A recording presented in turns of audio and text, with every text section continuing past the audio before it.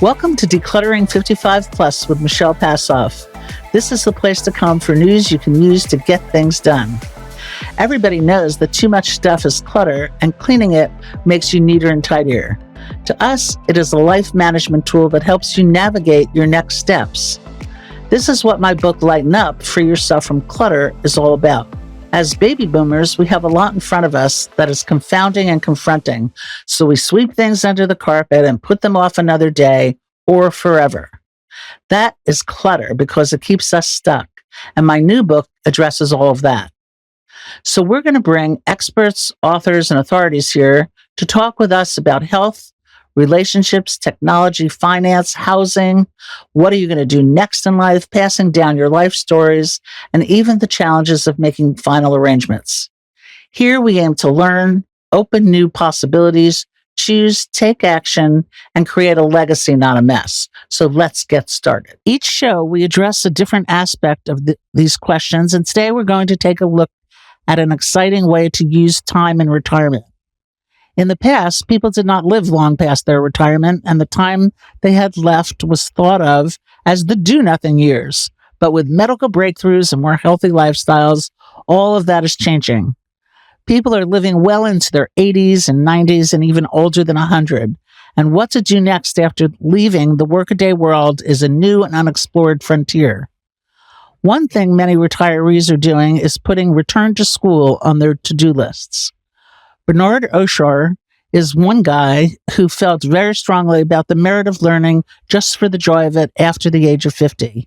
So much so that he started a foundation that established 125 Osher lifelong learning institutes in all 50 states and the District of Columbia. Each is associated with a local college or university. OLLI, as it is called, is an opportunity to take classes on everything from technology and political science, history, health and well-being, and armchair travel, as well as new interests in foreign languages and photography, writing, you name it, they have it. Today, we have as our guest Steve Thaxton, who is the Executive Director of the Osher Lifelong Learning Institute nationwide. He is going to tell us all we have to know about how we can hook up with Osher Lifelong Learnings and learn. So welcome, Steve. How are you? I am well. Thank you, Michelle. It's fun to be with you. Good. Can you tell us who Bernard Osher is? Why did he launch Osher Lifelong Learning? Well, Mr. Osher grew up in the state of Maine, and he and his sister went into the banking world. They, along with his brother-in-law, bought a single unit savings and loan in the San Francisco Bay Area, which ultimately became the second largest savings and loan in America, and then was sold to Wachovia. In the 1970s, Mr. Osher started to accumulate some serious wealth, and he began his foundation. One of the ideas that he had was to fund something that he saw modeled at a university in San Francisco where he and Mrs. Osher live. And that is an institute that is not an Osher Institute, but was pre-existing. It's called the Fromm Institute.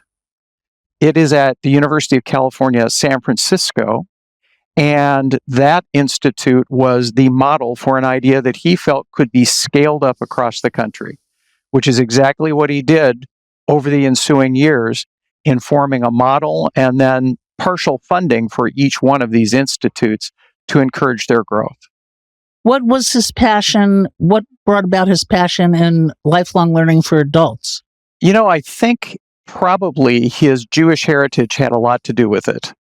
That core value of lifelong learning and spreading learning among and with your friends and relatives was key to him. And particularly as he grew older and he saw the need for programming for people that were in retirement. From the early days, he said, everybody needs a reason to get up, get out of the house, and get together with people. So that was a big part of this, but also that core curiosity. And let me tell you, at 96, Barney Osher is the poster child of lifelong learning. He continues to learn well into his 90s. He's an avid learner, took up the piano in his 80s, took up surfing in his 80s, and a lot of other passions. He's just really curious about the world. So the more you learn, the more you live, it sounds like. I think it's working There's really well actually, for him. studies, I think that, yeah, well, everybody has to get out there and sign on for some classes. How do people do that? How do you find out where your local lifelong learning is, and what is the enrollment procedure? Well, it's a little bit different at each of the 125 universities and colleges. So what I recommend to folks who are not familiar with one already in their community is to go to our website, which is osher.net, osher.net. And up at the top of that website, there's a little line that you'll see that says Find an Osher Institute near you. If you click on it, you see a big map of the United States, and you find yourself in there. Hopefully there is an institute very near you, and you can click on that individual institute's website and get details on that OLLI. Now remember, there's only 125 of these. And even though there's 125, we're serving about 275 towns and cities because many universities and colleges have multiple satellite locations. So that's a pretty good spread across the country. However, not every university and college has an Osher Institute. Yeah, go ahead. And in not having it in those institutes, well, yeah, and our network is built out. There will be 125, and that's all. So that is done. Oh, is however, that right? Okay. However, there are, by our count, about 400 of these types of institutes at universities and colleges that go beyond just those that are in our network. So it's worthwhile to take a look at the local college or university that is in your town and find out from them if they have an institute that is not affiliated with Osher, if they don't, but they're still running a program. When you sign up for a class, do you sign up per class, or do you sign up for a semester or a year? Is there kind of a subscription membership? How much does it cost? Tell us a little bit about the procedure for signing on. Well, my line that I use every single day is to know one OLLI is to know one OLLI.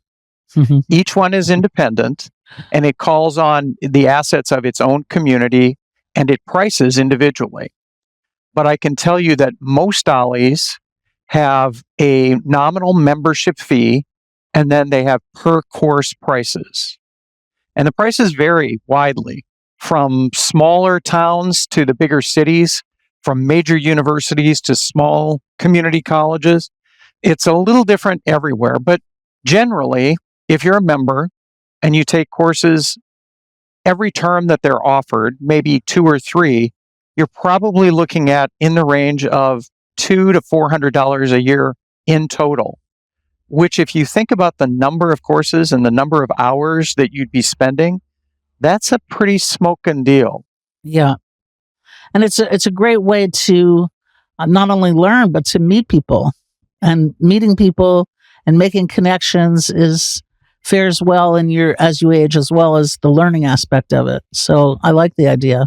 You know, lately we've become very sensitized to the detrimental effects of loneliness and social isolation. And these institutes have been going for about 20, 22 years. But you start to realize that those folks who have been involved for many years, they've aged and they've become very late in life, and they're still very much engaged. There's probably a reason for that.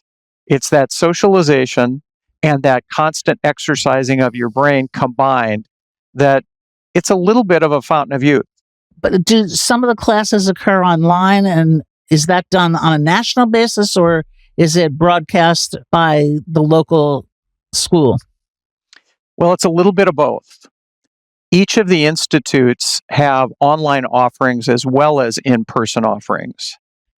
Now, it was interesting. Before the pandemic, there were very few that were offering online.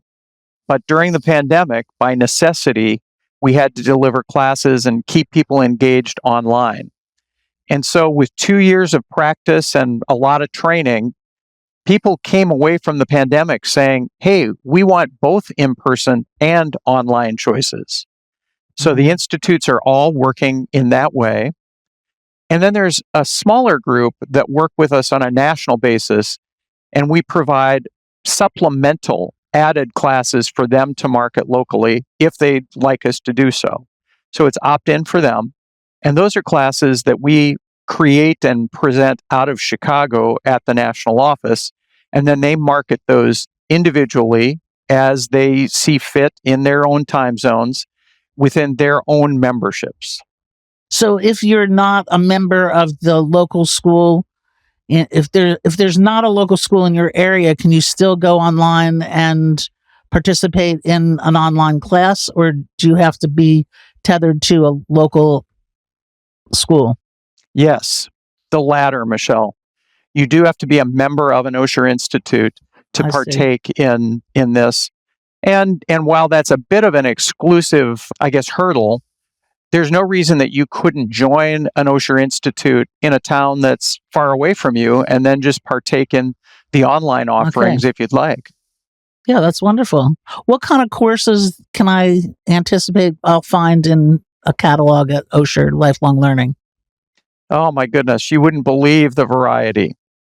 It's a little like a small liberal arts college in that there's things that are offered that are just all over the board. The arts, the sciences, some things that are very academic, some things that are very experiential. You might take a course in an introduction to the game of bridge, or a course on the introduction to artificial intelligence, or gene splicing, or the history of the Reformation, or Shakespeare, or detective fiction. You can really see it all. So if you kind of imagine all the electives in college that you maybe didn't have the time to take, but they sounded interesting, all of those kinds of things are offered at universities across the country at Osher Institutes. That's wonderful. It's and it relies on the local talent near the university or at the university where the classes are taking place. I take it. Yeah, for the most part, the local institutes are recruiting instructors from that campus community. So there may be emeritus faculty or active faculty that are experts in certain areas. That's a great pool at every one of the universities and colleges because you've got specialists and some outstanding instructors that you can learn from. But in this new era of Zoom, they can also recruit from across the country or across the globe. Yeah. So there's opportunities to bring in people who maybe would never be in their community, but have a great interest and a great skill to share. Yeah, the pandemic and Zoom has really changed us. What about travel opportunities? Does OLLI sponsor travel opportunities as well? And can people outside of the membership participate in any of those kinds of programs? Yeah, it's a little bit of a mixed bag. Prior to the pandemic, I would say about 75% of the OLLIs had travel programs of some sort. And of course, with the pandemic, that all was suspended. As of last year, it's back up to probably about 60% that are offering travel. And that's a combination of day trips in the city or region that they're in, domestic overnight trips, and even international trips as well. And most of the OLLIs do indeed accept people who are not within their membership to come in and get acquainted with that group of people in the community that is OLLI. So I would say it's well worth investigating in the local OLLI near anyone if they're interested in travel. Sometimes that travel is associated with classes. There are certain universities that will say, hey, this year we're studying deeply the culture, the politics, the history of name a country. And then they'll cap it off with a trip to that country to experience it very deeply. Wow, that's exciting. Are they reasonably priced? Is that an expensive? Do you offer scholarships if it is? Well, on the travel, it's roughly equivalent to what you might see in any other group travel program. So if you're used to, or if you've experienced some of the travel that AAA does or Rhodes Scholar. It's generally in the neighborhood of prices that are equivalent to those organizations. And in fact, OLLI sometimes will partner with Rhodes Scholar or Colette Travel to present, and then they tailor it with their faculty and the kinds of things educationally that they're doing. As it relates to travel, there are very few of the institutes that offer scholarship on travel, but nearly every one of the Osher Institutes has some kind of tuition assistance or scholarship program for folks who are in tough economic shape and don't have disposable income to be able to do that themselves.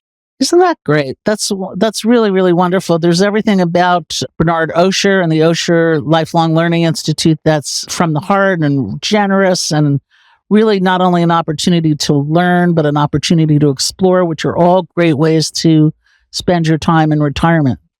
What about special events? Are there any kind of special events associated with these schools? Yeah, it's very typical that an Osher Institute will be well tied in and collaborate with all kinds of events that are happening on campus. So those may be sporting events, in some cases, top collegiate athletics, theater, music. It really works well to have that OLLI population be involved and engaged with those programs at the university.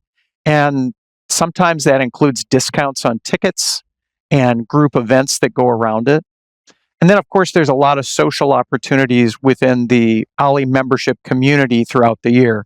They do parties and events to celebrate anniversaries and special occasions with their volunteers and with their members very regularly. It's fantastic.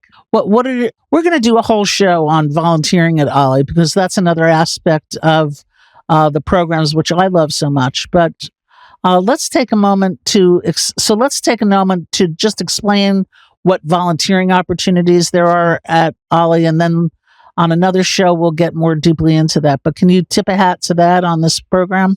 I sure can. Within the OLLI membership, we've got approximately 15% of the membership in total in active volunteer roles. And at our last count, it was just under 20,000 people across the network who were volunteering. And they volunteer in a variety of different roles. There's generally an advisory committee that helps guide the university in developing curriculum and the kinds of topics and guests that the membership is interested in. And then that typically will splinter into a variety of committees. There might be a committee that's dealing with special events and social opportunities, another that's working on growing the membership overall. There might be a fundraising group that's working to raise money for scholarships or for any project that particular OLLI has. And then, of course, many OLLIs run on full volunteer instructors. And that typically is emeritus faculty, retired folks who are experts in various subjects, even people who are just leading discussion groups, and they take it upon themselves to learn a lot about it to be able to run a discussion group. But there's other roles too. Some of the kind of basic volunteer things of helping set up at an event, or maybe working on data entry or customer service at a welcome desk, speakers bureaus, and in these days, a lot of folks who are technical ambassadors. So they may be moderators or facilitators within the realm of Zoom to make it easier for folks who don't have great expertise in online. It's really all the way around, whether you're volunteering or you're going to learn. It's a place to check into whether or not that's in your area or not. And if it's not in your area, to check into universities and that's near you and see what kind of continuing education programs there are. I want to thank you, Steve, for telling us more about this fantastic resource.